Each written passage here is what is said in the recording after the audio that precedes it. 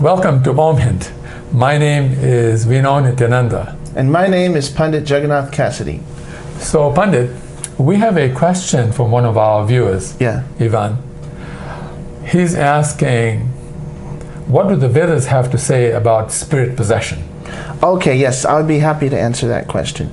So there's a few things that, the Vedas have a lot of things to say about the other world and the different kinds of ways that the world is working. Some people have experiences that are kind of otherworldly. Right. And so there's a lot of this kind of stuff in the Garuda Purana. It goes into a lot of detail about this kind of stuff. So there's a few things that I'm going to cover. Because one of the main things that we have to understand, and this is a little misunderstood these days, is that the body and the soul are two separate things. The body is just a covering for the soul, right? And so the soul is there, and so sometimes somebody can live their life, and they get, if they're attached to a certain place or a certain thing, or even their body too much, right. One of the reasons that people in Vedic culture cremate very quickly is because the thing is that if the body is around and the soul wants to stick, even though the soul is separated from the body, right. It might be really attached to the body, yes. So it hangs around until the body is gone, yes. And unrecognizable. Right. So a lot of this concept of embalming and making sure that's a way to keep a ghost or a spirit in an area. Someone might be attached to a house, right. Or a particular thing. If you get too attached to something, because it's a matter of obsession. People can get obsessed with certain things, right. So a part of them sticks behind it. We have a soul, and we have a subtle body, and then we have a gross body. So this is our gross body. Right. Then we have a subtle body, which is our mind, our emotions, right. Our senses, like that. The Vedas talk about the mind, intelligence, and false ego. Yeah, the mind, intelligence. How they house the soul and take it to the next gross body. Yes, exactly. Okay. So sometimes what happens is, basically humans, so in order to clarify this, I'll discuss the different elements, right? Okay. So we have the earth element, right. Which also corresponds with the smell. Yes. So this is also, if you can smell something, it has the earth element in it. Then above the earth element, we have the fire element, right? Yes. So the fire element is sight. If you can see something, that means it has the fire element in it. Right. Then above the fire element, we have the water element, right? So that's taste. Right. So if you can taste something, that means it has the water element in it. Right. Then above that is the air element. Right. So that's the feeling. If you can feel something, like a breeze or anything that you can feel, it has some air element in it. Right. And then above that is the ether element. And that means the sound. Right. So that's a more subtle. You can't. It's very hard to perceive that one, aside for your ears. I see. But because it's a very subtle element, it also is very influential. This is how mantras work. I see. So that's a subtle element. If you can hear something, that means that it possesses the ether element. Okay. And then above that, we have the mind, the intelligence, and the false ego, right? Right. So those comprise the different things. And in those we have the thought, we have mind, intelligence, and false ego. Right. So these kind of things, we have thought, discrimination, we have emotion. Right. These are things that you can't, physically, you can perceive intelligence, you can't physically see it. Right. So these are more the subtle body things, right? Right. So with these elements, these are also rajas, sattva, tamasic. These are where these term, ignorance, passion, goodness. Right. This is where these things reside in as well. You know what I mean? Right. So these are things that you can perceive, you can think, but you can't really, I can't crack open somebody's head and say, oh, well, there's his intelligence. Right. There's some stuff floating around. There's even beings like Lord Brahma, right? His body is made of intelligence. It's described that his body is made of intelligence. So, his body is made of pure intelligence. Right. So that it's very hard to perceive, for us. Right. But so it's the same thing with all the devas. The devas' core being is mind, intelligence, and false ego. I see. The thing is that they can put on, how we put on clothes, right. They can put on the other elements. Right. They can put on a gross body. They can put on a gross body like how we put on clothes. Exactly. Like how we put on clothes, and they can interact in this world. Right. There's descriptions in certain Puranas where if you chant certain mantras, it raises your essence so that you lose this form. I see. And you can move and walk in the subtle realm. Wow. And it says in that particular thing, the Gandharvas and even all the Upadevas means little devas, almost devas. It means almost Devic. Right. So there's a lot of Upadevic creatures. There's Gandharvas, Kinnaras, and these are things that have parallelisms. Like Kinnaras are part horse and part man. So you have centaurs. Right. And Gandharvas are beings with wings that fly in the sky. So we have angels. Yeah. So these things are in all cultures. So these are beings that are known, and other cultures used to have interaction with them, and they would describe them. So most of these things that we describe as fairy folk and all this stuff is described in the Vedas as well. And not even, many people aren't aware of this, but these parallelisms exist. And in fact, the Vedas give a lot of information about it, so you can read Go very deep into the information. Yes, the amount of information in the Vedas is staggering, actually. Amazing. It's totally staggering. The Mahabharata itself is only 100,000 slokas, which is quite big. 100,000 verses. 100,000, well, it's more verses. A sloka is 2 verses. Sloka is 2 verses, so it's 200,000 verses. Yeah, 200,000 verses. Wow. So it's 100,000 slokas. Right. So it's 200,000 verses and 2.8 million words. 2.8 million words. Wow. Yeah. It's amazing. Yeah, I think that's just the Mahabharata. Yeah, that's just the Mahabharata, which is it's a story. It's a story. The Ramayana is half as big. 2.8 million word story. Yeah, 2.8 million word story. It's 2.5 times the size of the Bible. Just the part that talks about the war is bigger than the entire Lord of the Rings. Wow. And the whole thing is bigger than Harry Potter and the Lord of the Rings and I think the Hobbit all put together. Wow. It's amazing. Yeah. That's just one story. Yeah, it's just one story. Those have so many stories in them. Well, yeah, but it's a congruent. And the Ramayana is half as big as Mahabharata. It's about half as big. Another story. Yeah, so Ramayana. And then the Puranas itself, all told, there's 2 or 3 Puranas the same length as Mahabharata. Wow. There's 18 Puranas. Wow. There's 2 or 3 the same length as Mahabharata. And then there's a total of 18, and each one of those is at least twice as big as the typical novel. Yes, and actually, I did find this out. I did some research and found out that one of the Puranas is called the Bhagavad Purana. It is like the 18th Purana. It's the concluding Purana.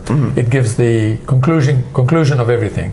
Sort of the final words for everything, the final word on everything. And the original Bhagavatam had 1 billion verses in it. Oh, wow. 1 billion shlokas in it, which means 2 billion verses in it. Can you imagine how big that was, And then it was reduced to 18,000 shlokas, which is 36,000 verses, like we say. So it's amazing. Right, no, actually, Madhvacharya describes in his commentary in the opening of he writes a commentary on Mahabharata. In the beginning he said that the original Ramayana was 1 billion. Was 1 billion verses. Wow. But he called it that's the Valmiki. Well, the original source of it, the Mula, the root of Ramayana. The Mula Ramayana, he calls it.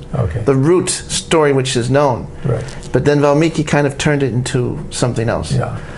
So the Vedas is very, very huge, and it has so much stories about all these beings, their interactions, so much details, what they like to eat. So much stuff is there in the Vedas about all these kind of things that, it's pretty amazing. So much details. So there's lots of sections that describe also, the spirits, these subtle entities that roam about in this astral plane. So a lot of times people there's a whole class of beings called bhutas, which is like what we translate into ghost or spirit. But then there's also other tamasic entities, such as they translate into like witches and hobgoblins and all kinds of ghosties and creatures. And the most powerful amongst these are rakshasas. Oh, wow. And these beings look kind of like what they just, it's interesting, but there's a lot of people that there's at least 4,000 cases of this. I do research on paranormal stuff. So there's at least 4,000 cases of people describing entities that look like rakshasas. Wow. And this is all over the world. Wow. They call them dogmen. Dogmen? Yeah, they call it dogman. I don't exactly know why they call it that, but they're huge beings that are covered with fur, that have red eyes and have big claws and big fangs. Oh, wow. And people say they see them in the deep woods. Wow. And sometimes they do use mystic powers, and they can, like, people see them make fire and do weird stuff, that just like how it's described in the... Wow. Amazing. Yeah, it's pretty amazing. And there's over 4,000 reports of this, wow. like, that people have said they've seen. You know, it's pretty amazing. Yeah. So so there's different beings. So there's spirits, and they work in this realm. Right. So the thing is that human beings, we have like the earth has an atmosphere, right? So in the same sense, we as human beings have an aura. Right. Some people say, oh, I can see your aura, or they have a bright glow. It means they have a strong aura. And there's certain things that make our aura weak. And that makes little holes in our aura. Right. And the thing is also, one of the most important things, and this is something that a lot of people overlook, is your will, your force of will. If your willpower is very weak, your aura starts to become very weak. And it allows other beings to put their will on you. And so it's very important. A lot of people give in to everything. That's when you get possessed. Yes. Okay. Another thing that acts very strongly is intoxication. So different intoxication is obviously stronger than others. So certain things very powerful, and so then people have instant reaction almost. Right. And so other things, people develop problems. Some people they start to. Alcohol is a little lower on the list. Certain other intoxications are a little bit higher, but they all kind of have a similar effect. I see. And over time, especially, even alcohol, people say they see things sometimes, even entities. Wow. One person said that they were drinking alcohol and they said they saw shadow people. Wow. And it's like they were waiting for them to die. This is what they told me. So this is what happens, you know, it gives you a vision of this other world. And so then obviously there's certain other kinds of things, and people, there's other things people use to try and achieve higher consciousness without meditation. I see. And that's a whole different subject matter. Right, but right. A lot of intoxication opens up holes in your aura. It's like your defense, and so then things will sneak in. Right. So this is why people can become very angry when they become intoxicated, because there's a ghost in there and he wants to have some fun. Right. Temporarily he'll be there. Right. But it's really sucks is when you develop a problem. So sometimes people develop what we would call alcoholism. Really what it is, it's the thing that's kind of sitting in there with you. And it's saying, I want to take control again more. Maybe he's hanging around on your shoulder, maybe he's hanging around just outside, but he's whispering in your ear. He's like, I want to take, because they don't have a body anymore. It was a person. Sometimes they even inhabit the body. Yeah, sometimes. Well, that's what the spirit. That's the full possession. That's the full. That's when somebody else. There's certain kinds of things. One of them is describes it actually in Garuda Purana. There's a thing they call it devil plant. Devil plant. Yeah, I forget there's a name. I've got to remember the name of it. But devil weed is the name. Oh, devil weed. Devil weed. They call it. There's a scientific name for it, but gypsum. Ah. People take gypsum. Sometimes they never come back. Wow. You know what I mean? Wow. It's super psychedelic. But the thing is, a lot of times people will take gypsum, they never come back. Wow. It's not the same person. Somebody walks out and something else comes. Wow. There's a lot of things like that, and there's other activities too. You know, certain. I mean, there's whole spiritual societies. Well, spiritual. I'm putting in air quotes. Right.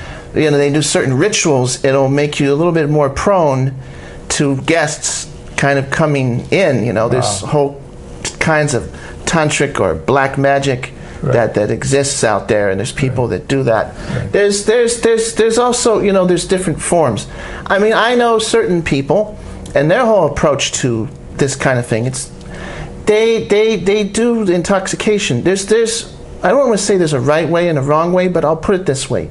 There's certain kinds of people that go on a left-hand path. And they're built in a certain way, it's right for them. I see. But for 90% of the people, that's not the right way for them.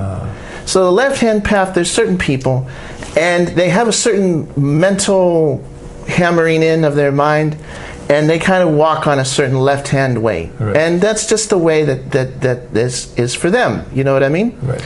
But for most people, if they were to try and walk on that, they would just go completely insane. You know, these are the people that go out in the graveyards and they wake the dead and do all kinds of crazy, this is the left-hand kind of stuff. Right. And that's for them, you know. But, and they get something out of that. It's, right. They're kind of trying to destroy their ego. Mm-hmm. So they go on about it. If you really want to destroy, if it's a way of destroying the ego, right. And that's how they think that they want to do it. Right. And I'm not going to try and judge these people because it's a way. Right. But for most people, you try and tell them that, oh, you want to destroy it, they're just going to go completely insane, and it's not for 99% of the people. Right.